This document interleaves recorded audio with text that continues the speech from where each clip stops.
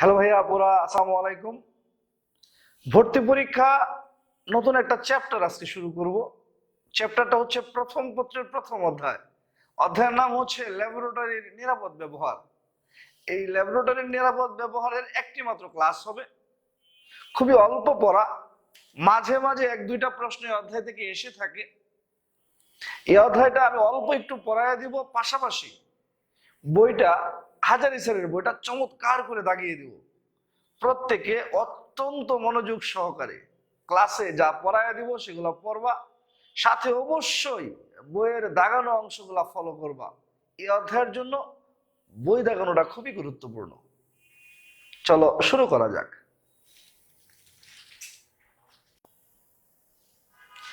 আমাদের এডমিশন টেস্টের ল্যাবরেটরির নিরাপদ ব্যবহারে প্রথমে একেবারে শুরুতে যে জিনিসটা তোমাদের জানতে হবে সেটা হচ্ছে এরকম একটা থিওরিটিক্যাল পার্ট। কাচের যন্ত্রপাতি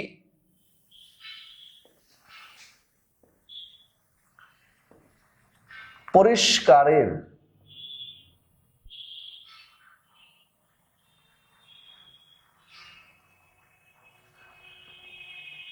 পরিষ্কারের কাজে ব্যবহৃত হয়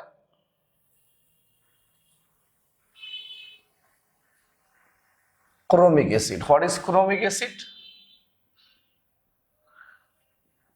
পটাশিয়াম ডাইক্রোমেট প্লাস গাঢ় সালফিউরিক অ্যাসিড। কাচের যন্ত্রপাতি পরিষ্কারের কাজে ব্যবহৃত হয় chromic acid. What is chromic acid? Potassium dichromate plus গাঢ় সালফিউরিক অ্যাসিড। আমি রিপিট করছি, কাচের যন্ত্রপাতি পরিষ্কারের কাজে ব্যবহৃত হয় chromic acid. What is chromic acid? Potassium dichromate plus গাঢ় সালফিউরিক অ্যাসিড। লক্ষ্য করো সবাই।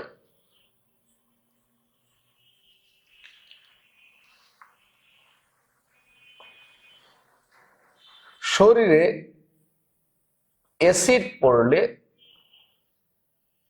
তা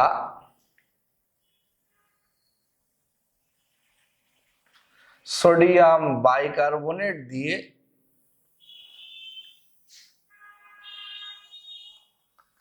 শরীরে অ্যাসিড পড়লে তা সোডিয়াম বাইকার্বনেট দিয়ে ধুয়ে ফেলতে হয়।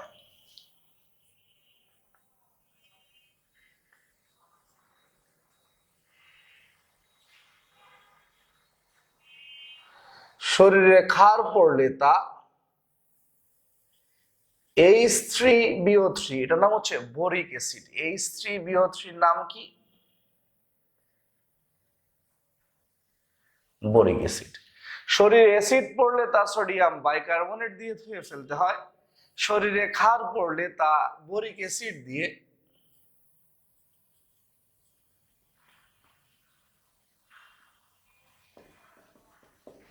শরীরে অ্যাসিড পড়লে তা সোডিয়াম বাইকার্বনেট দিয়ে ধুয়ে ফেলতে হয়। শরীরে ক্ষার পড়লে তা বোরিক অ্যাসিড দিয়ে ধুয়ে ফেলতে হয়। থিওরিটিক্যাল পার্টগুলো শিখবা। শরীরে অ্যাসিড পড়লে তা সোডিয়াম বাইকার্বনেট দিয়ে ধুয়ে ফেলতে হয়। শরীরে ক্ষার পড়লে তা বোরিক অ্যাসিড দিয়ে ধুয়ে ফেলতে হয়।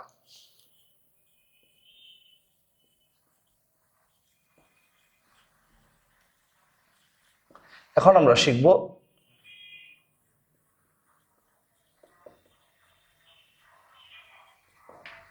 প্রাইমারি স্ট্যান্ডার্ড পদার্থ। প্রাইমারি স্ট্যান্ডার্ড পদার্থের বৈশিষ্ট্য হচ্ছে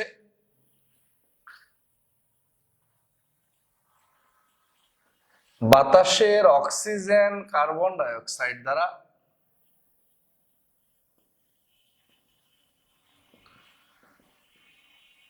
আক্রান্ত হয় না,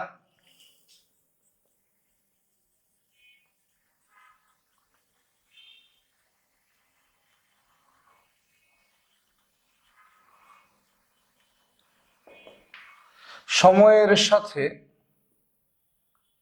ঘনমাত্রার পরিবর্তন হয় না,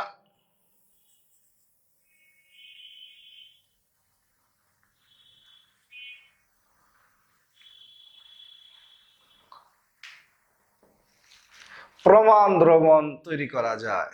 প্রাইমারি স্ট্যান্ডার্ড পদার্থ। বৈশিষ্ট্য কি? বাতাসের অক্সিজেন কার্বন ডাই অক্সাইড দ্বারা আক্রান্ত হয় না, সময়ের সাথে ঘনমাত্রার পরিবর্তন হয় না, প্রমাণ দ্রবণ তৈরি করা যায়। হোয়াট ইজ প্রমাণ দ্রবণ? যে দ্রবণের ঘনমাত্রা আমাদের জানা আছে। এক্সাম্পল, প্রাইমারি স্ট্যান্ডার্ড পদার্থ আছে আমাদের সিলেবাসে মাত্র এই কয়টা: সোডিয়াম কার্বনেট, পটাশিয়াম ডাইক্রোমেট, আর হচ্ছে অক্সালেট আয়ন। অক্সালেট আয়ন মানে H2CO4 হতে পারে, Na2CO4 হতে পারে। একেবারে সহজ বাংলায় যেখানেই C2O4 সেগুলাই প্রাইমারি স্ট্যান্ডার্ড পদার্থ। মোট প্রাইমারি স্ট্যান্ডার্ড পদার্থ আছে আমাদের সিলেবাসে এই তিনটা। কারা কারা? সোডিয়াম কার্বনেট, পটাশিয়াম ডাইক্রোমেট আর অক্সালেট আয়ন। মানে যেখানেই C2O4 সেটা প্রাইমারি স্ট্যান্ডার্ড পদার্থ। প্রাইমারি স্ট্যান্ডার্ড পদার্থ কয়টা? তিনটা: সোডিয়াম কার্বনেট, পটাশিয়াম ডাইক্রোমেট আর C2O4 2-।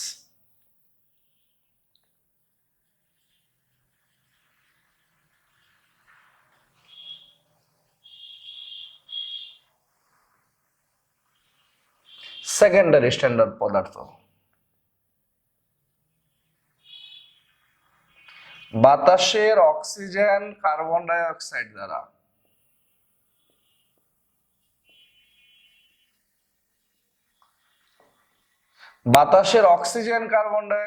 আক্রান্ত হয়,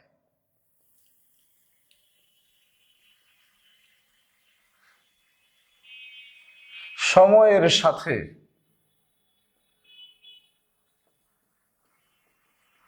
ঘনমাত্রার পরিবর্তন হয়,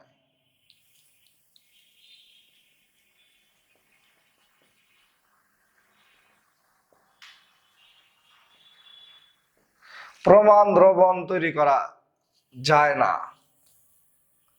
প্রাইমারি স্ট্যান্ডার্ড পদার্থ প্রমাণ দ্রবণ তৈরি করা যায়, সেকেন্ডারি স্ট্যান্ডার্ড পদার্থ প্রমাণ দ্রবণ তৈরি করা যায় না।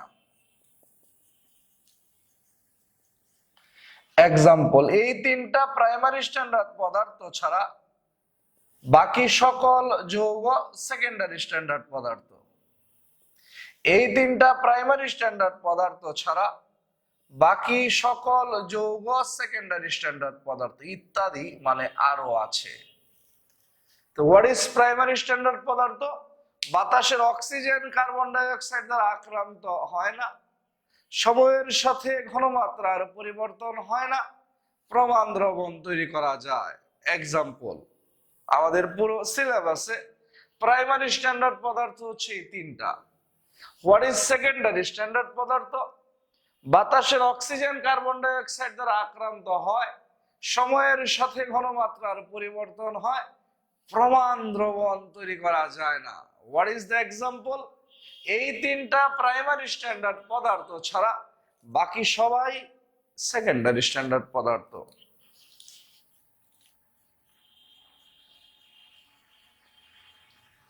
সকল প্রকার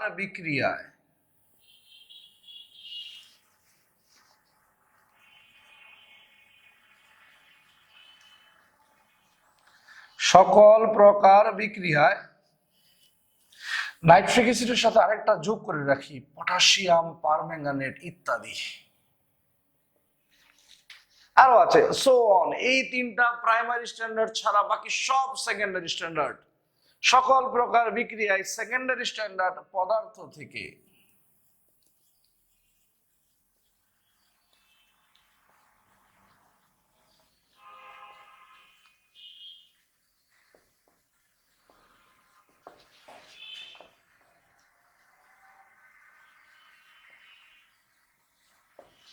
সকল প্রকার বিক্রিয়ায় সেকেন্ডারি স্ট্যান্ডার্ড পদার্থ থেকে প্রাইমারি স্ট্যান্ডার্ড পদার্থ বেশি উপযোগী। কেন? কারণ প্রাইমারি স্ট্যান্ডার্ড পদার্থ বাতাসের অক্সিজেন কার্বন ডাই অক্সাইড দ্বারা আক্রান্ত হয় না, সময়ের সাথে ঘনমাত্রার পরিবর্তন হয় না, প্রমাণ দ্রবণ তৈরি করা যায়। হোয়াট ইজ প্রমাণ দ্রবণ? যার ঘনমাত্রা আমাদের জানা আছে। সকল প্রকার বিক্রিয়ায় সেকেন্ডারি স্ট্যান্ডার্ড পদার্থ থেকে প্রাইমারি স্ট্যান্ডার্ড পদার্থ বেশি উপযোগী। লক্ষ্য করো সবাই, সকল প্রকার বিক্রিয়ায় সেকেন্ডারি স্ট্যান্ডার্ড পদার্থ থেকে প্রাইমারি স্ট্যান্ডার্ড পদার্থ বেশি উপযোগী। কেন? কারণ প্রাইমারি স্ট্যান্ডার্ড পদার্থ বাতাসের অক্সিজেন কার্বন ডাই অক্সাইড দ্বারা আক্রান্ত হয় না, সময়ের সাথে ঘনমাত্রার পরিবর্তন হয় না, প্রমাণ দ্রবণ তৈরি করা যায়। সকল প্রকার বিক্রিয়ায় কে বেশি উপযোগী? প্রাইমারি স্ট্যান্ডার্ড পদার্থ। কারণ প্রাইমারি স্ট্যান্ডার্ড পদার্থ বাতাসের অক্সিজেন কার্বন ডাই অক্সাইড দ্বারা আক্রান্ত হয় না, সময়ের সাথে ঘনমাত্রার পরিবর্তন হয় না, প্রমাণ দ্রবণ তৈরি করা যায়। এই তিনটা হচ্ছে প্রাইমারি স্ট্যান্ডার্ড পদার্থ। এছাড়া বাকি সবাই সেকেন্ডারি স্ট্যান্ডার্ড পদার্থ। তাহলে জারণ বিজারণ বিক্রিয়ায় কে বেশি উপযোগী? পটাশিয়াম ডাইক্রোমেট না পটাশিয়াম পারম্যাঙ্গানেট? জারণ বিজারণ বিক্রিয়ায় কে বেশি উপযোগী? পটাশিয়াম ডাইক্রোমেট না পটাশিয়াম পারম্যাঙ্গানেট? Potassium dichromate. কারণ পটাশিয়াম ডাইক্রোমেট প্রাইমারি স্ট্যান্ডার্ড পদার্থ। প্রাইমারি স্ট্যান্ডার্ড পদার্থ বাতাসের অক্সিজেন কার্বন ডাই অক্সাইড দ্বারা আক্রান্ত হয় না, সময়ের সাথে ঘনমাত্রার পরিবর্তন হয় না, প্রমাণ দ্রবণ তৈরি করা যায়। সকল প্রকার বিক্রিয়ায় কে বেশি উপযোগী? প্রাইমারি স্ট্যান্ডার্ড পদার্থ। কারণ প্রাইমারি স্ট্যান্ডার্ড পদার্থ বাতাসের অক্সিজেন কার্বন ডাই অক্সাইড দ্বারা আক্রান্ত হয় না, সময়ের সাথে ঘনমাত্রার পরিবর্তন হয় না, প্রমাণ দ্রবণ তৈরি করা যায়। চমৎকার ভাবে বললাম, চমৎকার ভাবে শিখলাম প্রাইমারি স্ট্যান্ডার্ড পদার্থ, সেকেন্ডারি স্ট্যান্ডার্ড পদার্থ। এই চ্যাপ্টার বই থেকে তোমরা নিজেরা মুখস্থ করবে, একটু মুখস্থ নির্ভর চ্যাপ্টার। প্রাইমারি স্ট্যান্ডার্ড সেকেন্ডারি স্ট্যান্ডার্ডটাই মূলত এখান থেকে আসে, এর বাইরে খুব বেশি প্রশ্ন আসে না। তারপরেও তোমাদেরকে আমি কিছু জায়গা ঠিক করে দিচ্ছি, সেলফ স্টাডি।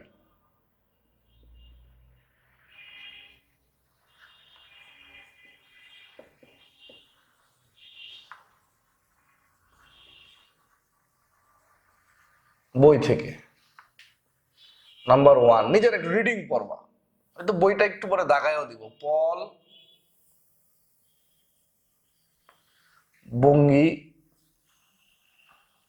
ব্যালেন্স। নাম্বার 2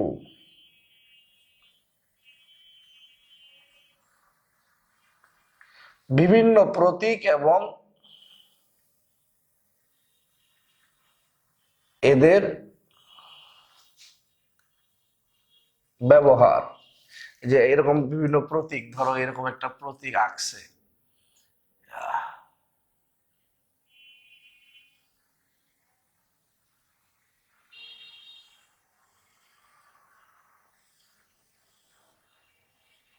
এটা তো বুঝতে আছে ডেঞ্জারাস চিহ্ন, বিপদ সংকেত, বিপজ্জনক।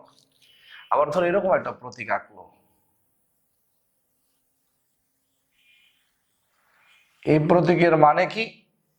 এই প্রতীক হচ্ছে জারক। এগুলো বইয়া আছে, আমি দেখাই দিব আজকে। বিভিন্ন প্রতীক এবং এদের ব্যবহার। নাম্বার 3 বিভিন্ন বিষাক্ত উপাদান এবং এদের বিকল্প উপাদান। বিভিন্ন বিষাক্ত উপাদান এবং এদের বিকল্প উপাদান। Number 4 the most important one, semi micro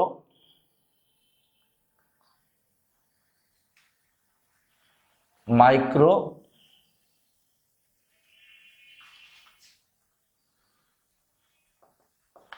আর ম্যাক্রো বিশ্লেষণ।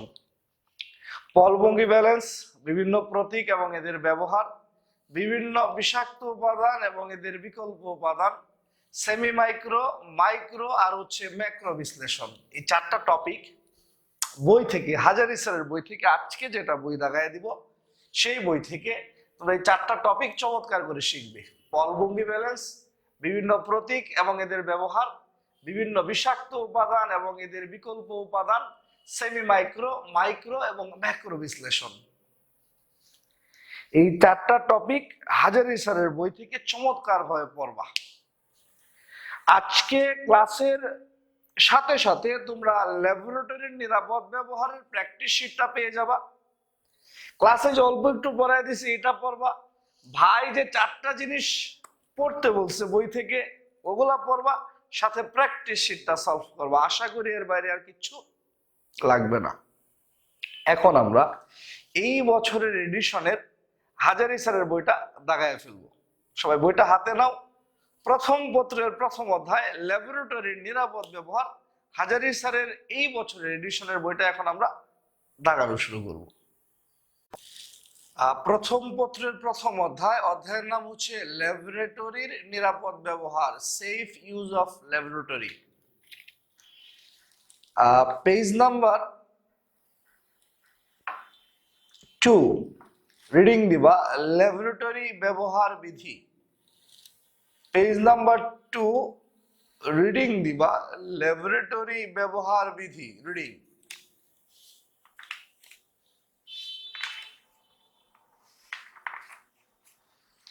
10 নম্বর পেজ, পল বুঙ্গি ব্যালেন্স, এটা রিডিং দিবার, শুধু রিডিং, নাথিং এলস, স্রেফ রিডিং।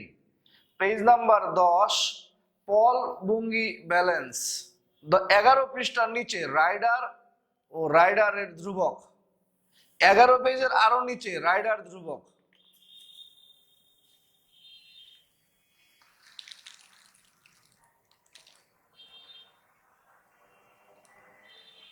তেরো পৃষ্ঠা নিচের দিকে 1, 2, 3, 4 মোলারিটি, মোলার দ্রবণ, সেমি মোলার দ্রবণ, ডেসিমোলার দ্রবণ।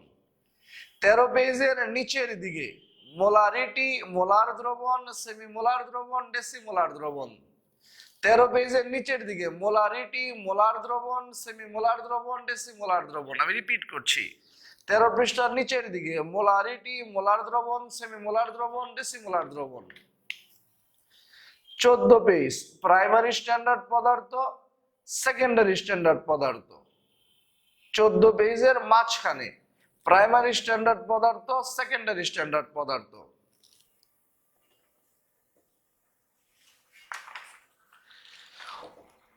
18 পৃষ্ঠা পল বুঙ্গি ব্যালেন্স, ডিজিটাল ব্যালেন্সের মধ্যে পার্থক্য। 18 পৃষ্ঠা পল বুঙ্গি ব্যালেন্স, ডিজিটাল ব্যালেন্সের মধ্যে পার্থক্য।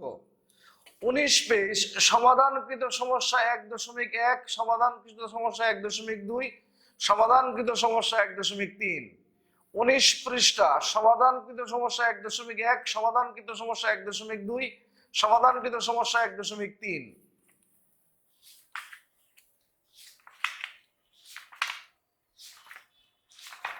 একটু আগায় যাও।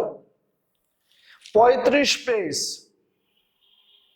ওই যে বলছিলাম না বিভিন্ন প্রতীক এবং তাদের ব্যবহার, সেই প্রতীকগুলা পেয়েছি 1, 2।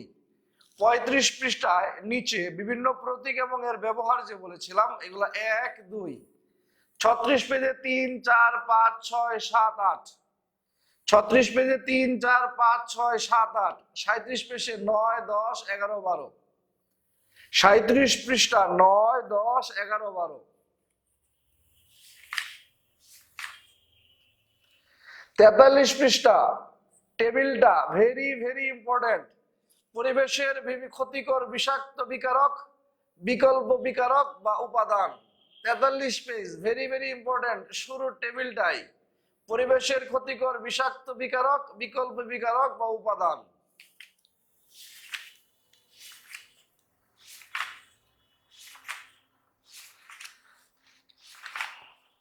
56 পৃষ্ঠা ম্যাক্রো ও সেমি মাইক্রো বিশ্লেষণের তুলনা, ভেরি ভেরি ইম্পর্টেন্ট। 56 পেজের নিচে ম্যাক্রো ও সেমি মাইক্রো বিশ্লেষণের তুলনা, very very important. 57 page semi micro micro বিশ্লেষণের তুলনা, very very important. 56 page macro ও সেমি মাইক্রো বিশ্লেষণের তুলনা, very very important. 56 page macro ও সেমি মাইক্রো বিশ্লেষণের তুলনা, very very important. 57 page semi micro ও ম্যাক্রো মাইক্রো বিশ্লেষণের তুলনা, ভেরি ভেরি ইম্পর্টেন্ট। 56 পেজের নিচের টেবিলটা, 57 পেজের মাঝখানের টেবিলটা।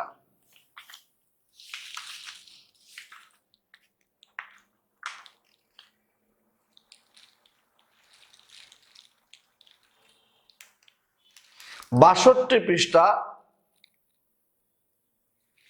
শুরুতেই ক, খ, গ, ঘ। ৬২ পৃষ্ঠায় প্রথম চার ক, খ, গ, ঘ। ৬২ পৃষ্ঠায় প্রথম চারটা ক, খ, গ, ঘ। আর ৬২ পৃষ্ঠার নিচে এই অধ্যায়ের সার সংক্ষেপ। আমাদের বই দেখানো শেষ। ৬২ পৃষ্ঠার শুরুতে ক, খ, গ, ঘ, আর ৬২ পৃষ্ঠার নিচে এই অধ্যায়ের সার সংক্ষেপ। ল্যাবরেটরি নিরাপদ ব্যবহার শেষ হলো। আগামী দিন আমরা অর্থনৈতিক রসায়ন পড়াবো। প্রত্যেকে অত্যন্ত মনোযোগ সহকারে ক্লাসে যে অল্প একটু পড়াই দিছি সেটা পড়বা। বইয়ের দাগানো অংশগুলা, অ্যাটলিস্ট দাগানো অংশগুলা চমৎকার করে পড়বা। আর সাথে প্র্যাকটিস শিট তো আছেই। এই তিনটা জিনিস পড়ে ফেললেই এই অধ্যায়ের ঝামেলা শেষ। কি কি তিনটা জিনিস? ক্লাসের দাগানো অংশ, আই এম এক্সট্রিমলি সরি, ক্লাসের পড়ানো অংশ, বইয়ের দাগানো অংশ, আর আমাদের প্র্যাকটিস শিট। ক্লাসের পড়ানো অংশ, বইয়ের দাগানো অংশ, আর আমাদের প্র্যাকটিস শিট। এই তিনটা জিনিস কভার করে ফেলো, ল্যাবরেটরির নিরাপদ ব্যবহার শেষ। সবাই সুস্থ থাকো, ভালো থাকো। সবচেয়ে গুরুত্বপূর্ণ কথা, আমাদের যে তিনটা পার্ট আছে, বইয়ের দাগানো অংশ, ক্লাসের পড়ানো অংশ এবং প্র্যাকটিস শিট, আজকের মধ্যে পড়ে শেষ করো। ধন্যবাদ সবাইকে। আসসালামু আলাইকুম।